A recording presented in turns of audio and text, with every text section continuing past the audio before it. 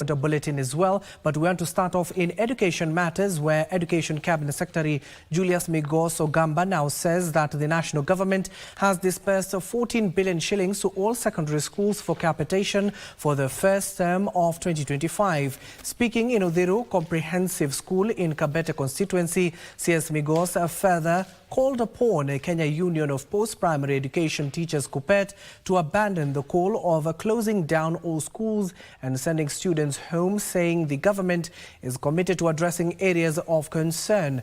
At the same time, the CS said changes made to the university funding model are to ensure the next cohort commences learning without hitches.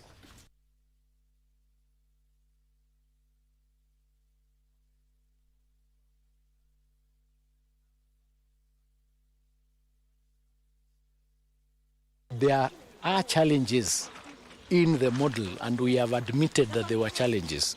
Because of those challenges, we introduced a committee in September, a presidential committee that was appointed by the president to look into the model, look at where there are challenges and have it aligned so that the cobwebs are removed to ensure that the model now is fit for purpose and whatever challenges are there have been removed.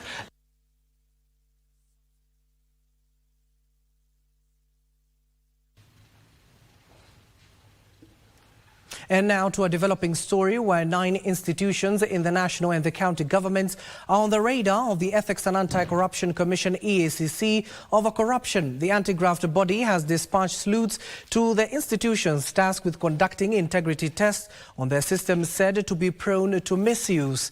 During the launch of the financial statements for the financial year 2023-2024, EACC CEO Abdi Mohamud says the test will be conducted at the Kenya Revenue Authority, Port Health Services at the JKIA, National Police Service, Ministry of Land Registries, Kericho Referral Hospital, NTSA, Ken Highway Bridges and Nairobi City County Government, among others. The report further highlighted bribery, embezzlement, unethical conduct and fraudulent acquisition and disposal of public properties.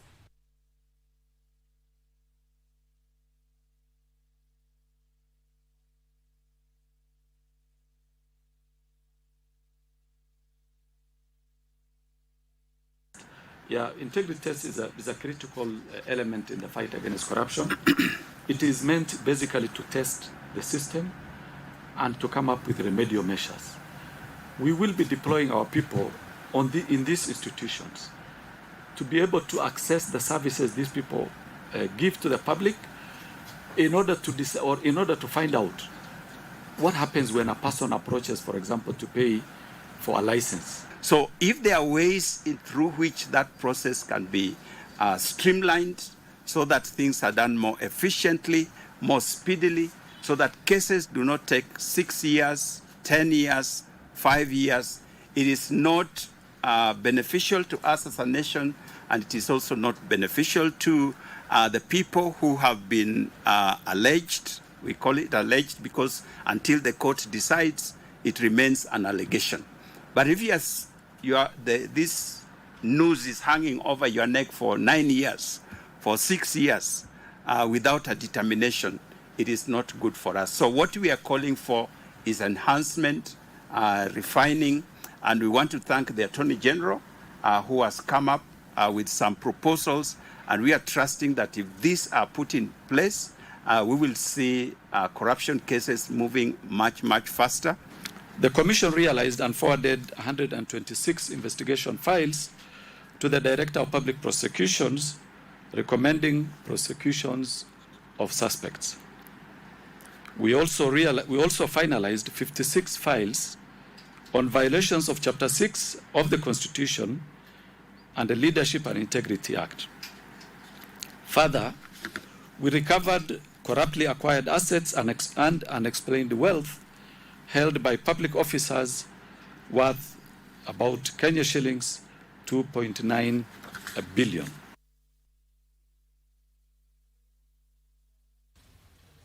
Still with the anti-graft body, the Ethics and Anti-Corruption Commission has arrested 2 suspects accused of impersonating the Commission's directors. The duo have been duping persons with active investigations against them to give them cash rewards in exchange for termination of ongoing processes. The proverbial 40 days a thief caught up with Tobias Wekesa and Sharon Nyanza. Accused of impersonating EACC directors, the duo were arrested for extorting members of the public with a promise to terminate ongoing corruption cases. Wekesa, however, is a third-year student at Kibabii University, but overtly posed as the director in charge of EACC Kakamega. Sharon, on the other hand, a graduate from the same institution, presented herself as a senior EACC director based in Nairobi. The Commission notes that many individuals continue to lose substantial amounts of money to imposters. Many persons are always ready to give these bribes when demanded by imposters. The congem came to an abrupt halt at a CDF office where they had laid an elaborate plan to fleece managers on the account of investigating ongoing projects. The figure demanded a 150,000 shilling bribe to facilitate the dropping of the investigation. The Commission has called on the public to be on the lookout for masqueraders and report them. Yusufar reporting for Lunchtime News. Now let's take a look at the weather, where the Kenya Meteorological Department has called for the introduction of early warning systems to minimize the effects of adverse weather conditions. Kenya has witnessed severe droughts and floods resulting in losing livelihoods and property. Speaking during a National Climate Outlook Forum in Garissa County, the KMD Director, Dr. David Gikungu, regretted that the effects of the devastating weather conditions occur despite early forecast warnings by the weathermen. The impacts of severe weather conditions in the country over the last years have given rise to casualties and significant damage to property and infrastructure. Kenya Meteorological Department Director Dr. David Gikungu emphasized the importance of understanding the expected impacts and anticipatory actions that can be taken to minimize the effects of adverse weather. Unfortunately, the effects of the devastating weather conditions occur in spite of the fact that these events will have already been given by way of a forecast by KMD. The Weather Department, he said, is preparing to launch the Early Warning for All in the country, a global initiative by the United Nations to guard people against hazardous weather, water or climate events. We are charged with the responsibility of providing timely information on weather and climate for the protection of yourselves, the property that you have, and the natural environment. In a speech read on his behalf, Environment and Forestry Cabinet Secretary Aden Duale called for proper assessment of climate risks to inform both short and long-term decisions by the government. It is worth noting that the department endeavors to collaborate and partner with the relevant stakeholders to communicate weather and climate information to the public in a timely and accurate manner.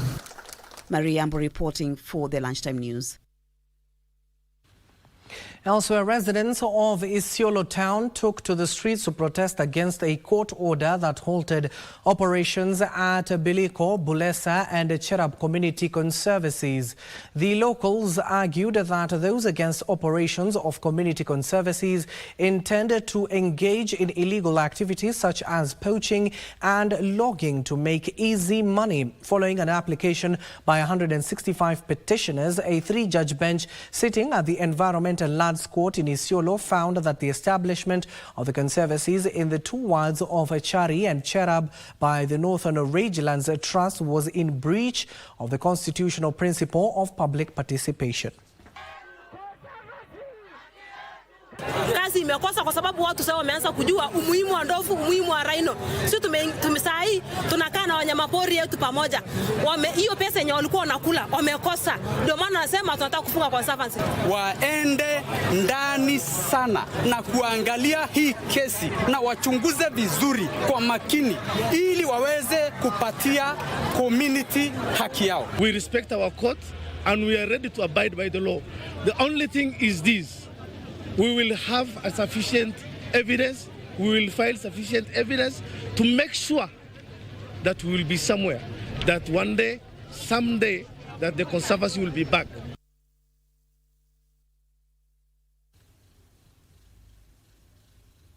8 European Union consuls have assessed the preparedness and capacity of hospitals in Mombasa County to handle medical emergencies in readiness for the peak tourist season. This move comes amidst a robust plan by the Ministry of Tourism to progressively increase the number of visitors from 2.1 million shillings to 5 million shillings annually by 2027. The consuls are from Belgium, Hungary, France, Ireland, Poland, Finland, Austria and Denmark visited the Coast General Teaching and Referral Hospital, Aga Khan Hospital and Mombasa Hospital and gave them a clean bill of health.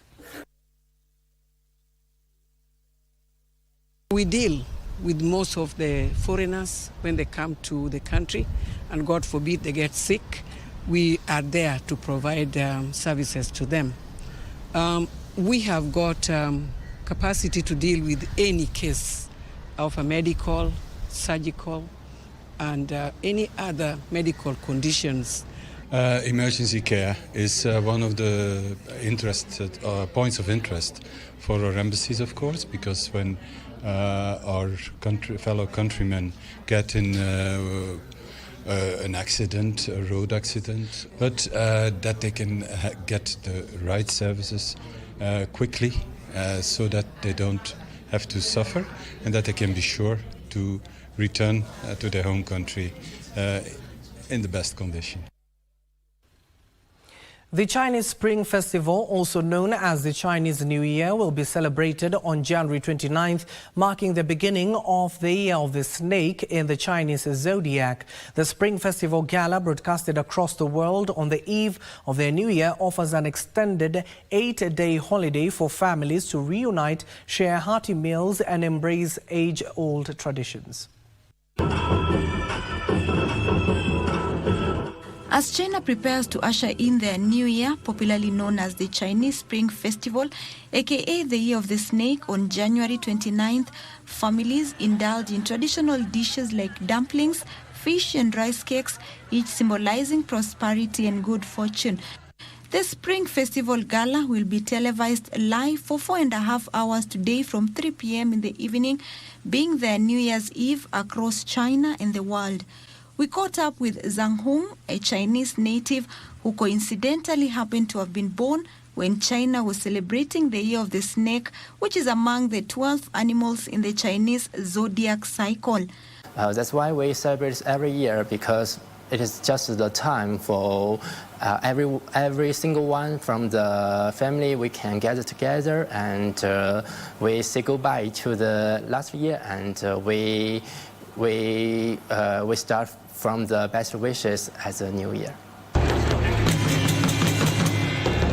Hun further says that for many, the snake represents an opportunity for personal growth and overcoming challenges, a theme that resonates deeply in the festive atmosphere of the Spring Festival. This is actually my first Spring Festival in the foreign country. So I wish all the Chinese, no matter you are in China or you are on home or abroad, so we wish all the Chinese people a happy New Year, and so the best wishes for the following year. The 2025 Chinese New Year was officially recognized by UNESCO on December 4th, 2024, and is inscribed on the representative list of the intangible cultural heritage of humanity. Even us as Kenyans, we should really be striving to have influence globally. We do it in small ways when we take our athletes out there, when they are running for us and everybody's singing about Kenya. That's taking influence globally. The Chinese are doing the same, and their influence can be seen across the world, and especially in Africa. You can see the infrastructure, and the other thing they are doing, of course, now, even the culture. Opicho Chemtai for Lunchtime News. Human rights defenders in Machakos County have emphasized the need to sensitize girls on gender-based violence at an early age to curb the rising cases. Speaking during a sensitization meeting, the activists urge law enforcers to implement the stipulated laws, calling on the Kenyan courts to ensure such cases are followed up to completion and victims get justice.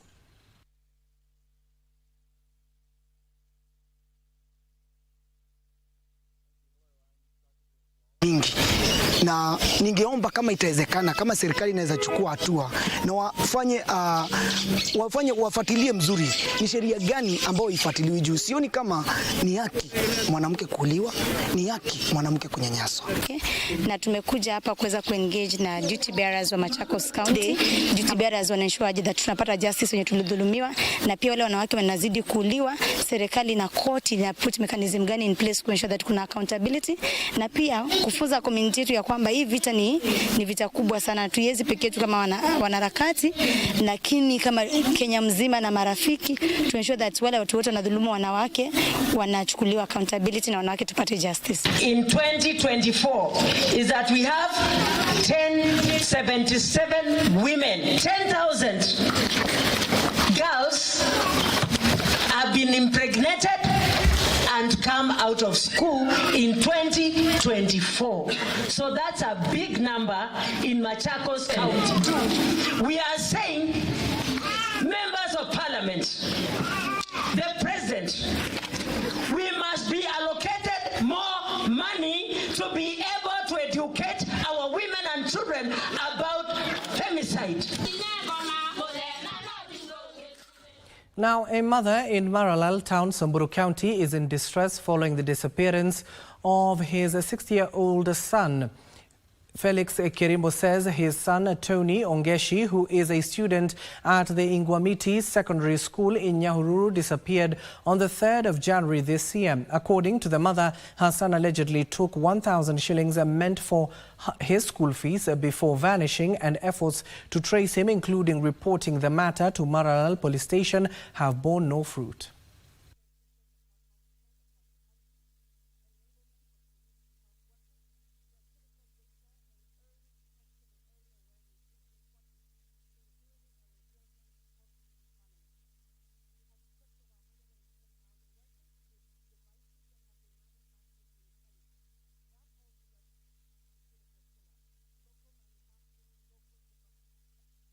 Tony alipotea nyumbani, ilikuwa tarehe 3 Januari mwaka huu, saa 3 asubuhi. Sijawahi muona mpaka wa leo. Tangu apotee, tulienda Maralal Police Station, tukaripoti, tukarudi, tukaenda kwa chief, tukaripoti. Na sasa kutoka hapo tukaanza kupiga simu nyumbani kwa kikwetu na kwa kina baba yake, bado hajaonekana mpaka siku ya leo. Tony, mahali uko, mimi kama mama yako ninakupenda mtoto wangu, ninaomba urudi nyumbani nipate amani, kwa sababu sina amani tangu toka nyumbani, sipati usingizi. Ninakufikiria mtoto wangu, bado ninakupenda.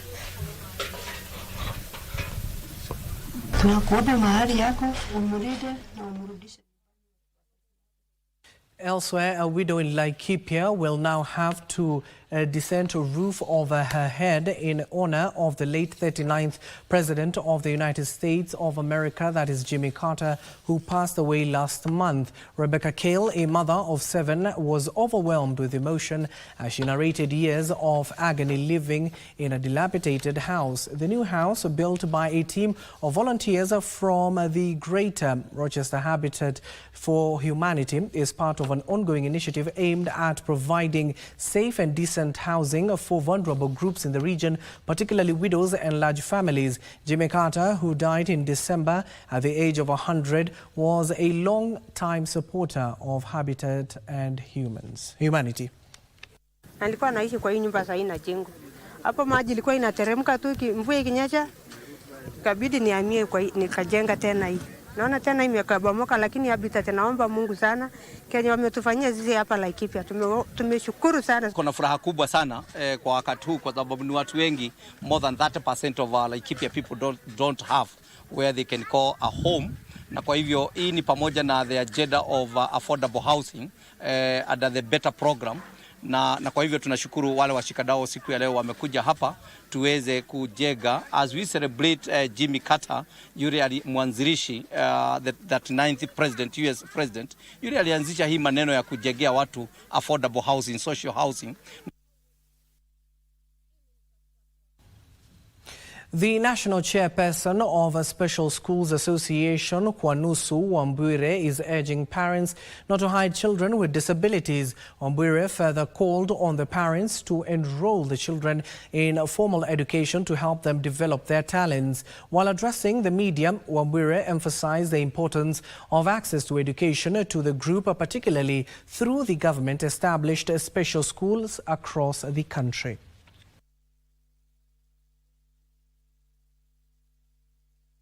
Kwa wazazi ambao bado wana watoto, awe ni mtoto ambaye labda hasikii, ana ulemavu wa kutosikia, labda ana ulemavu wa kutoongea, ama ana hiyo physical challenges, ulemavu wa viungo. Kuna shule katika hii taifa ambazo zinashughulikia hawa watoto. Na si vizuri mzazi yote awe amemficha huyu mtoto nyumbani eti kwa ajili huyu mtoto ana ulemavu.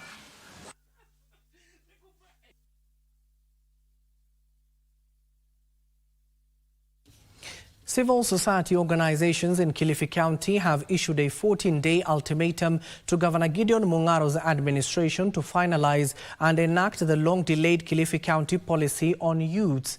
Under the umbrella of the Kilifi Civil Society Organization Network, the groups demanded the inclusion of youths in decision-making on matters surrounding county governance. They also lamented that Kilifi lacks youth-centered programs, adding that there is a need to establish a youth working group in all departments of the county government. Under the leadership of Kilifi civil society organizations, expressed deep concern over the absence and comprehensive Kilifi youth development policy. Despite years of engagement and collaborative efforts as CSOs, the lack of this crucial framework continues to impede meaningful youth engagements. We need the finalization of the Kilifi County youth policy, and we also need the establishment of the youth sector working group. This will ensure that we have inclusive governance in the county.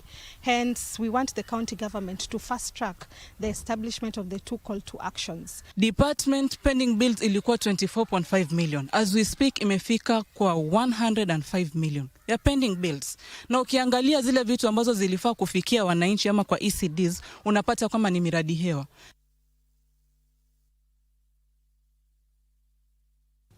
The government has been urged to quickly address challenges with the new education funding model.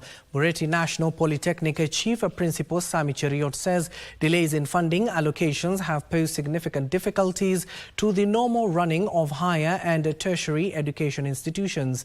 This even as he lauded government for its championing of the skills that fit the job market agenda, attributing it to the surging number of youth enrolling for technical training skills. Cheriot says the institution alone has recorded a total of 1,500 students for the January intake. This brings the institution's total number of trainees to 7,500, a significant increase from the previous 6,000 students.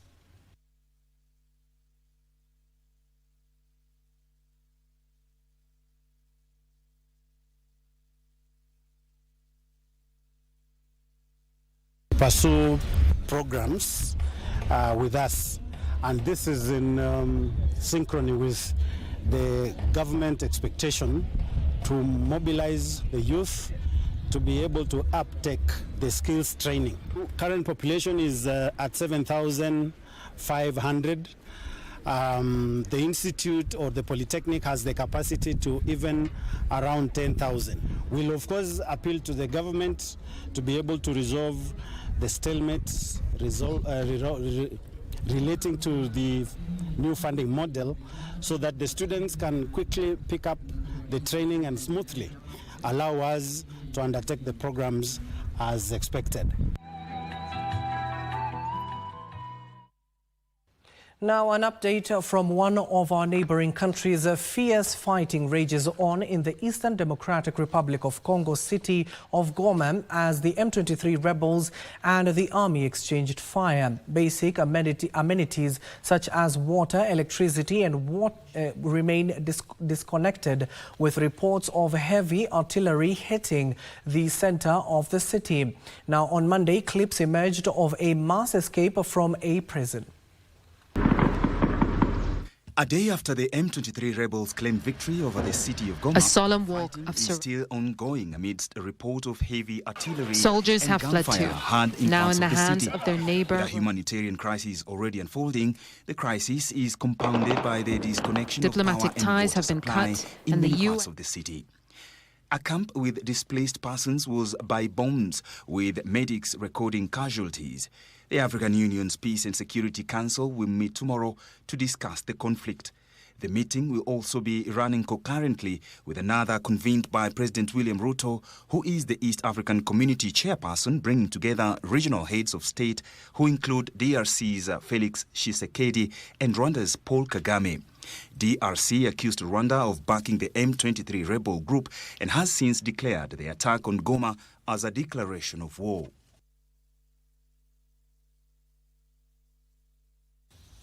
And of course, it is a story we're keeping an eye on and we'll duly inform you in our subsequent bulletins. But for now, we need to take a shorter breather. When we come back, we still have more for you on the desk of business as well as sports to inform you what is happening in those worlds.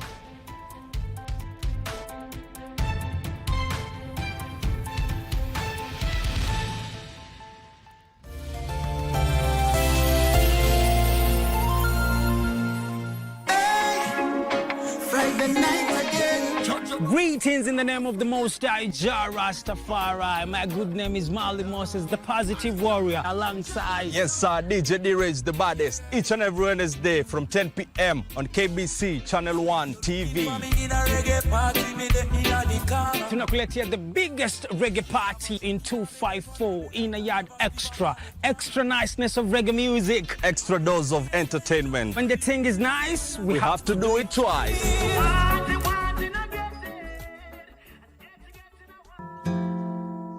And do you want to do that?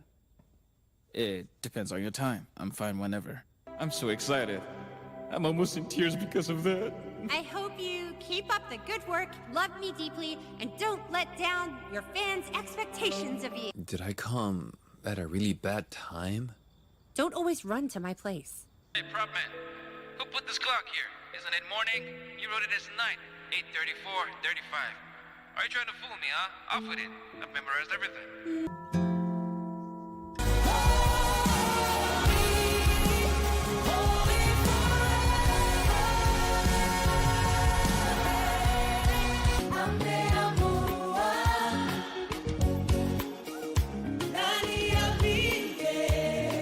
Want to look through this matter identity because the most affected are the young people. I believe purpose is why you are here. Okay. Yes. At such a time as this, I'm going to bring Macy into the world and she's going to have this assignment, she's going to carry this burden. Okay. So it is an assignment that has been given to us by God. David served the purposes of God in his generation.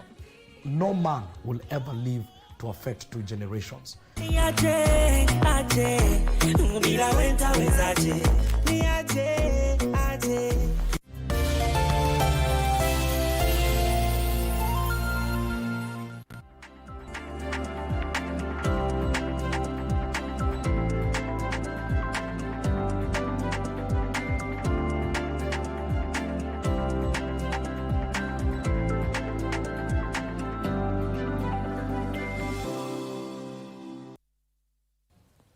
Welcome back and thank you for staying with us. Now, before we head over to our interview this afternoon, let's take this story where shares of chip maker NVIDIA, the poster child of the AI boom in recent years, tanked by 17% downwards, wiping out up to $593 billion US from the chip maker's market value, a record one-day loss for any company. This comes after free AI assistant launched by the Chinese startup DeepSeek spurred investors to dump tech stocks globally, with ripples felt from Tokyo to Amsterdam to Silicon Valley, garnering attention worldwide. Nvidia and Oracle were among several big tech losers as DeepSeek presented a ChatGPT-like AI model called R1, which has all the familiar abilities, operating at a fraction of the cost of OpenAI's, Google's, or Meta's popular AI models. The company said it had spent just $5.6 million on computing power for its base model, compared with the hundreds of millions or billions of dollars US companies spend on their AI technologies. This claim has, however, been disputed by others in the AI industry. The app, which was rolled out on January 20th, 2025, has shot to the top of Apple Store's downloads, quickly impressing AI geeks before it got the attention of the entire tech industry and the world. Its emergence comes after the US has been restricting the sale of advanced chip technology that powers AI to China. According to a paper authored by the company, DeepSeek R1 beats the industry's leading models like OpenAI 01 on several math and reasoning benchmarks, giving Western AI giants a run for their money. This even saw US President Donald Trump call the rise of the Chinese company DeepSeek a wake-up call for the US tech industry after the emergence of its artificial intelligence model triggered shockwaves on Wall Street. Over in the US, Broadcom finished down by 17.4%, while ChatGPT backer Microsoft fell by 2.1%, and Google parent Alphabet closed down by 4.2%. The Philadelphia Semiconductor Index stumbled by 9.2% for its deepest percentage drop since March 2020. The sell-offs by various tech companies has shed light into the crowded positioning among investors and the billions of dollars US tech giants are pouring into developing AI capabilities, as well as the extremely high valuation of some of these firms. For DeepSeek, the company says it has embraced open source methods, pooling collective expertise and fostering collaborative innovation. This approach not only mitigates resource constraints, but also accelerates the development of cutting-edge technologies, setting DeepSeek apart from more insular competitors. Nduta Mokami for Lunchtime News. And of course, now let's focus on our interview this afternoon. It is all about the Nyanza International Investment Conference that is coming up in the next few days or so. Of course, it will be held in Kisumu City itself, the lakeside city there. And we do have a representative who are ensuring that that conference goes on smoothly. We do have Kennedy Muhonchi, who is the vice chair of that particular conference that is coming up once again. Let me inform you, on February the 6th to the 8th, 2025, it will be held in Kisumu City, where it aims to tap into the expertise and networks of professionals and businesses in Nyanza with a goal of unlocking investment opportunities and driving sustainable development within the region. Kennedy, thank you for joining us this afternoon. Thank you for having me. Maybe my first question, what will be the objective of this conference that will be happening next month? The main objectives is we are looking to showcase the region, put together both investors and opportunities. As you know very well, Nyanza is a large basket, is a large area, and we're looking forward to attract investments into the 6 or 7 counties that make up Nyanza. Yes. Maybe what are some of the strategic partners you have invited to that conference that of course will complement the objective you're talking about? Okay, so we're looking at having about 8 outcomes from this conference. And part of these outcomes are we want to have a situation where we have bankable deals being signed. And this is in about 5 or 6 verticals that are part of the conference. So as you may know, in Nyanza there's a big blue economy. So we have that. We are running with that as a vertical. We have tourism as another area. So we're looking at a situation where we are going to attract players into the area, provide an opportunity to showcase opportunities, and hopefully end up with bankable investments at the tail end of it. Okay, given that you're talking about blue economy, we know it's a lake. It's a lake region.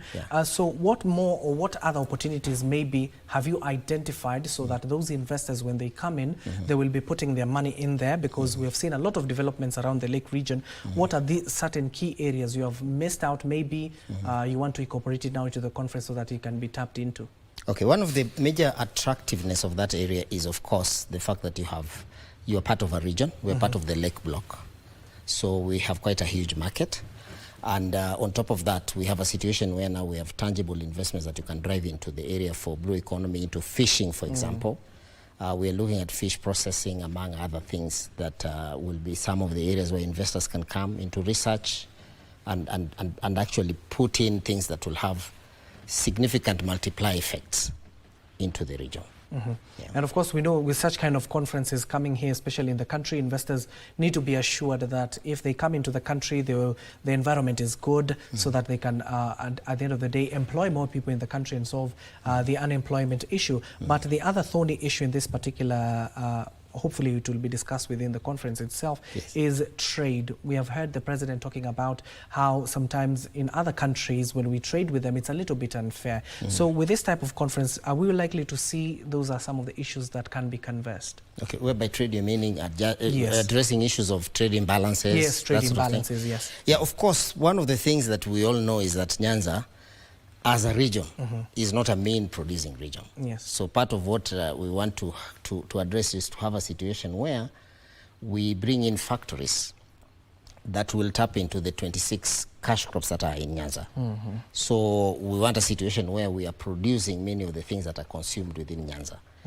Today, we are even importing milk, you know, something that is as basic as that.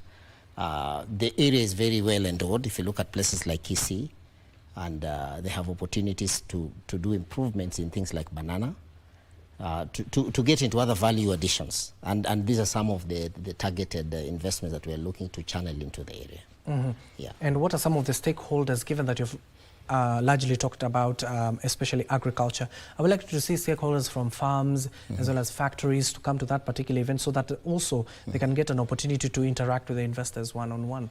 One of the things that we want to assure the participants that will come into the conference is they will be able to showcase some of the innovations. We'll be having local-made solutions being showcased and being brought to the forth, because we want to attract international investors. There are international investors that are coming into this conference, and these are people who are interested in all the verticals, like I mentioned earlier: tourism, agriculture, the blue economy, and what we want to happen here is to have a situation where we bridge that gap that has always been there, because we have tremendous opportunities on the ground, but there's a gap.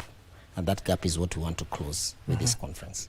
And of course, given that you just say you need to come out with 8 outcomes from that particular conference, which are bankable at the end of the day. So what are some of the challenges also the conference will be addressing, maybe that has been seen? What are these missing gaps to ensure that we get the maximum benefit out of such conference that also will attract internationals who will be coming into the country? Okay, one of the things that we want to address, of course, you are familiar with the fact that a lot of these conferences have become talk shops. Yes. This conference is going to be different, because this conference is going to be a conference that will have continuity. This will be just the first among many.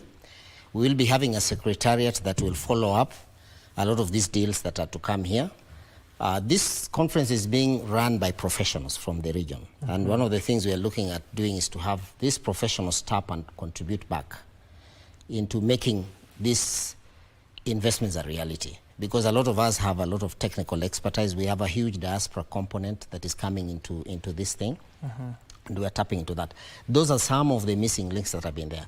Today you've had situations where you have investors who want to come to Kenya, but they lack the local knowledge. Yes. So we are looking forward to having a situation even the local investors can even partner with the overseas investors and bridge that gap of that local knowledge, because that local knowledge is very, very, very important.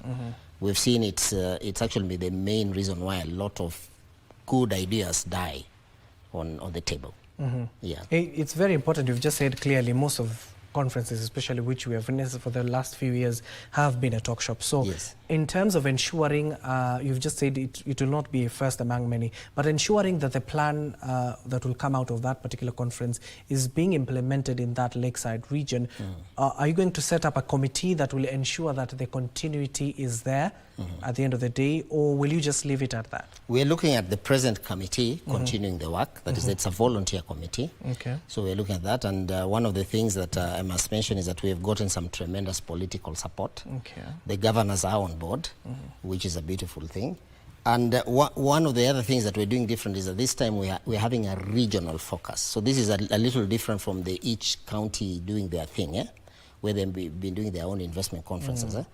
This time we're looking to plug into what the counties are doing and also present a regional focus to things.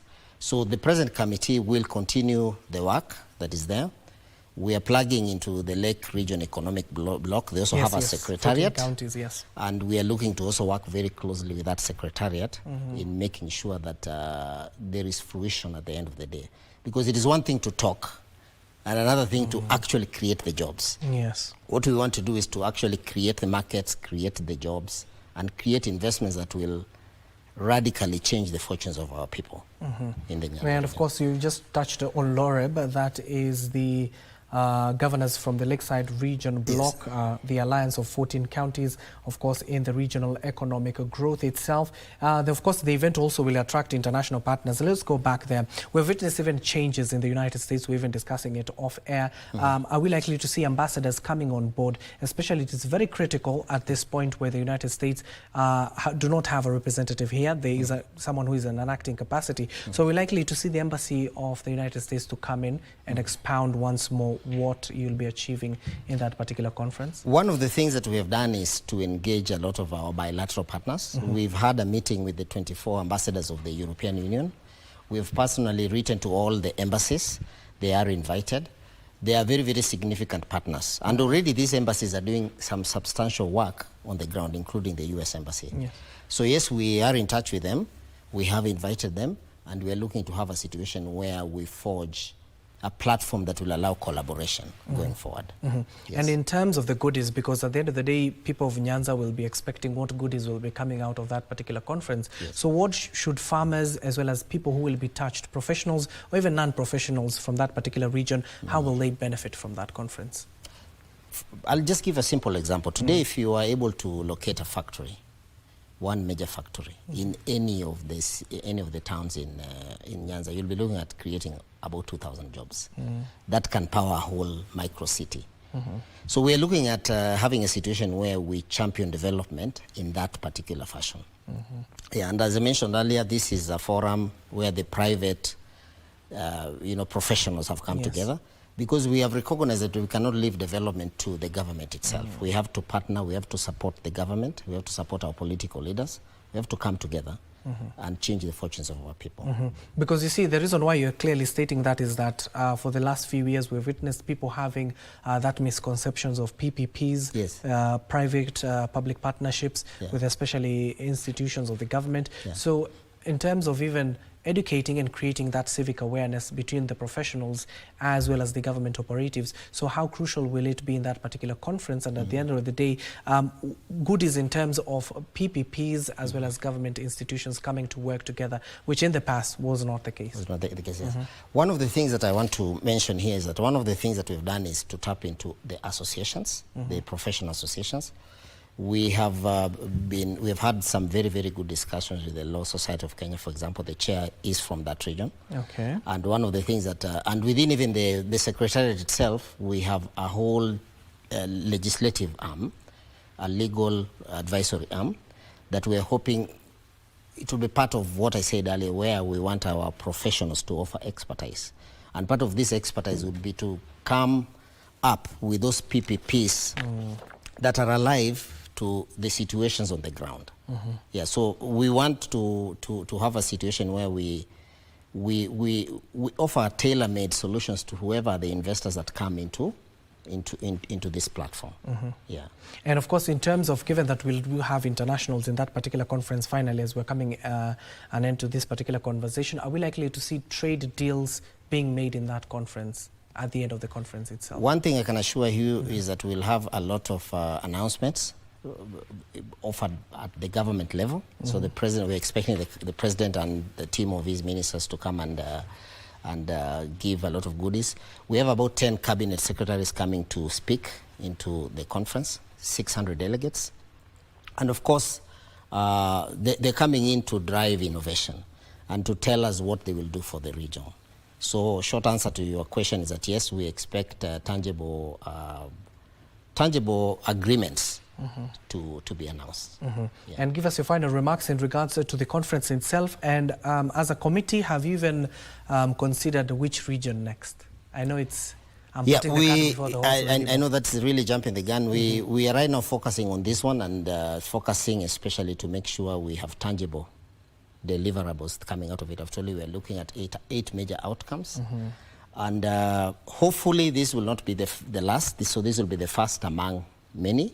And we will look at a situation where perhaps we do a rotation within our counties. Also, I forgot to mention that you got support from the Kenya National NAT itself, the Teachers Union. Yes, the Teachers Union, yeah. So among other associations. So all of these associations, we've sat down with them, they have endorsed the conference. A lot of their leaderships are coming, the Architectural Association, the lawyers, the teachers, which you've basically mentioned. This morning we met with all the vice chancellors in the region, because universities are actually, they spearhead a lot of the innovations, and we are very, very cognizant of the need to make sure we provide a forum for innovations to be spinned off into the private sector. So that was part of what we're discussing with the vice chancellors, to see how can they take advantage of this forum to showcase some of this beautiful work that they're doing. So they'll have the opportunity to show off their work. Yes. Okay, thank you so much. We'll have a youth pavilion, we'll have a women pavilion. The universities, we have an education pavilion, so they will come and exhibit and showcase what they're doing. Thank you so much. That is Kennedy Mohoji. He's the Vice Chair of the National International Investment Conference that is set to take place from the 6th to the 8th of February 2025 in Kisumu City. And of course, the Lakeside City will seem on the February. It will be all roads leading into that particular region. You've just heard it from Kennedy here. We'll have Cabinet Secretaries, the President, first of all, who will be opening up that particular international conference. Then from Cabinet Secretaries to their numbers, that is 10. Over 600 delegates will be flocking there as well. Of course, they clearly stated that they require 8 outcomes which are bankable at the end of the day. Of course, it is an investment conference that will be covering in the coming month. Now, elsewhere, a section of traders from Ilbisil town in Kajiado County are urging the county and national governments to expedite the construction of a new market to accommodate other lines of business apart from livestock. The traders are made up of mostly women dealing with beadwork who shifted from livestock trade due to the impact of drought, say the market would offer access to customers. This is the state of Ilbisil town. Business activities in its main market slowed to a trickle, with patrons few and far in between. Here, after the town was previously ravaged by drought, the women of the area sought a new way of making money.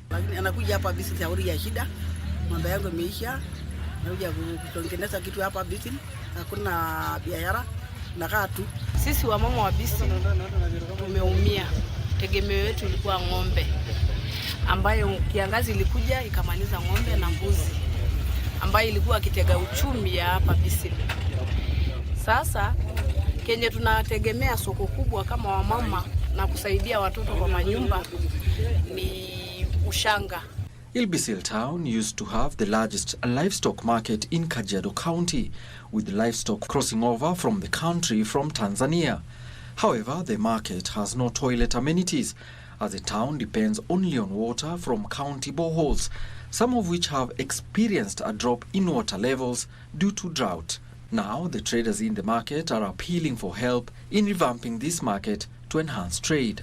Asa wale wanaumia wakina mama, ninaomba sana serikali kama inawezekana irudishe ile soko yetu iwe kawaida. Wakati hii soko inaendelea kila siku, tunaona biashara yetu iko nzuri. These women now hope that the once flourishing trade in this remote town along Namanga Road, with no more than a handful of women making artifacts, will thrive once again with the once weekly Ushanga Market Day. Alanako, Lunchtime News. Now, Coca-Cola has recalled its drinks in some countries across Europe because they contain higher levels of a chemical called chlorate. Now, the firm said in a statement that the recall was focused on Belgium, Luxembourg and the Netherlands. Details of this and other stories making headlines is in our Global Business Roundup.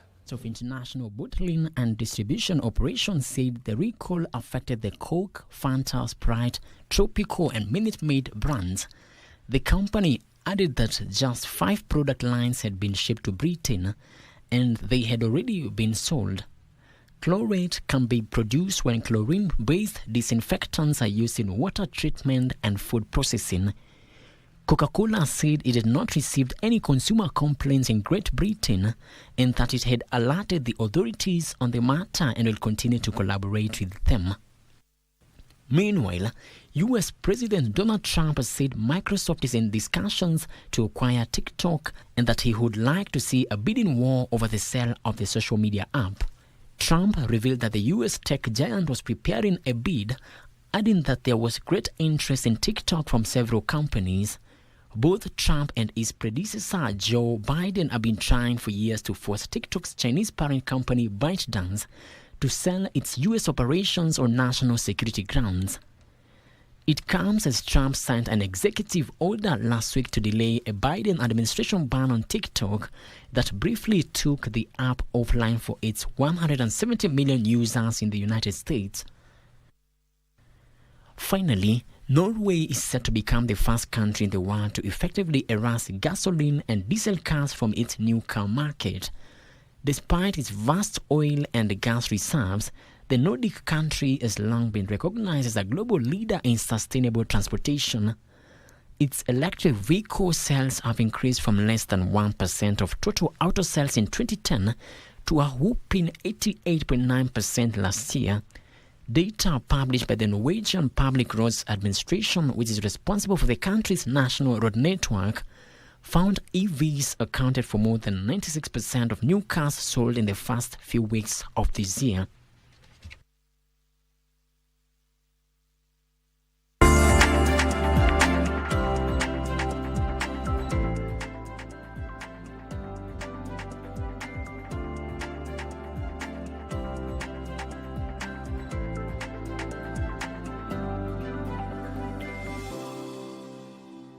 Welcome to the world of sports. The stage is set for what promises to be a thrilling 2025 Africa Cup of Nations after the final draw was conducted last night in a glittering ceremony attended by African football legends at the Mohammed National Stadium in Rabat.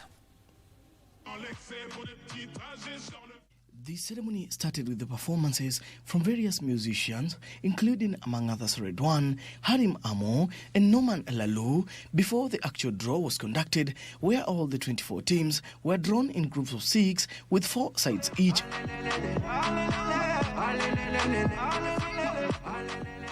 Group A is led by 2 times Africa Cup of Nations champions and host Morocco, who will be joined by 1992 runners-up Mali, who also finished 3rd in 2012 and 2013, Zambia, who won in 2012, and Comoros, who are back in the continental showpiece since 2021 when they were eliminated in the round of 16.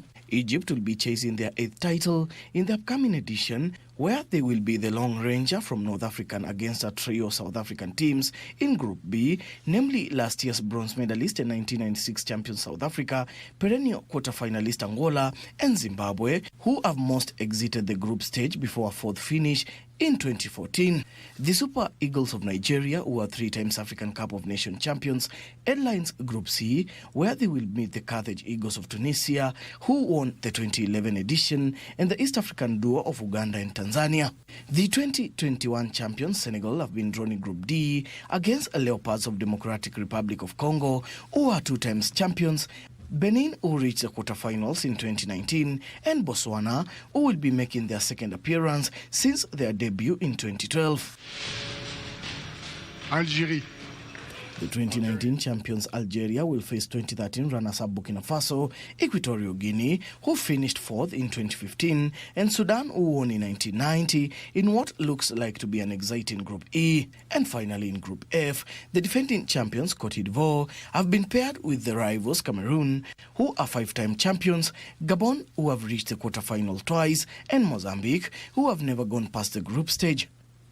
The 2025 African Cup of Nations will be held from the 21st of December this year to 18th of January next year in Morocco, where the host will kick off against Comoros.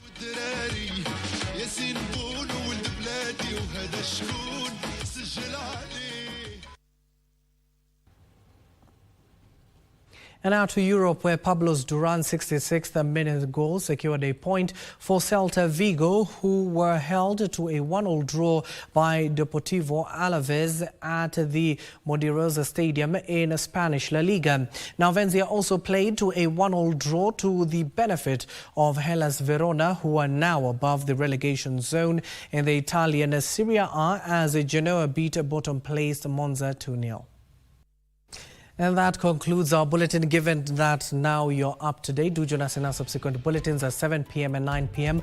But for now, you can visit our website at www.kbc.co.ke. Good afternoon and enjoy the rest of your viewing. The sign language interpreter at the bottom end of the screen is Susan Thuku.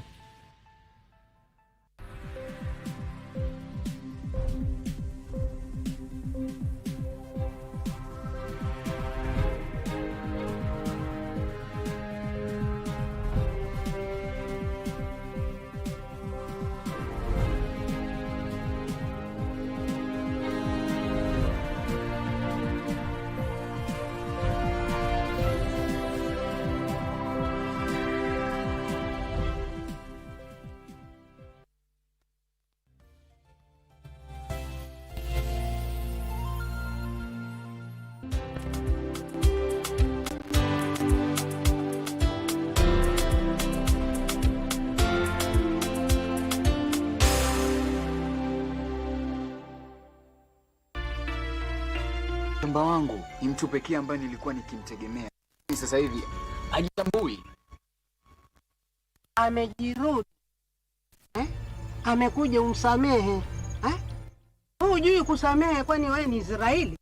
Nauliza hivi. Ni mimi kunisomea mbele ya kiongozi ni sawa? Akifukuzwa Karembo, kumtoa ni mimi ni kazi ngumu. Au pengine atambura aweza kuoa. Msichana kama huyu yahitaji afanyiwe tambiko la kusafishwa. Kwa taarifa yako, nyama ya sumu kwako ni afya kwa mwenzio.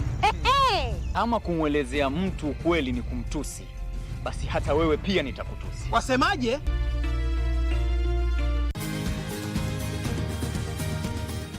Wellness is important in our daily lives, so that instead of just surviving, we should be thriving. Ways to prevent a stroke or heart attack is for you to know what conditions you have. By regular checkup, people don't know they have hypertension, they don't know they have diabetes. I was pre-diabetic. I was afraid of getting lifestyle diseases because I come from a family that has lifestyle diseases. How do you know if your cough is due to a serious condition? We'll have some answers. Stay well and strive to make every day a healthy day.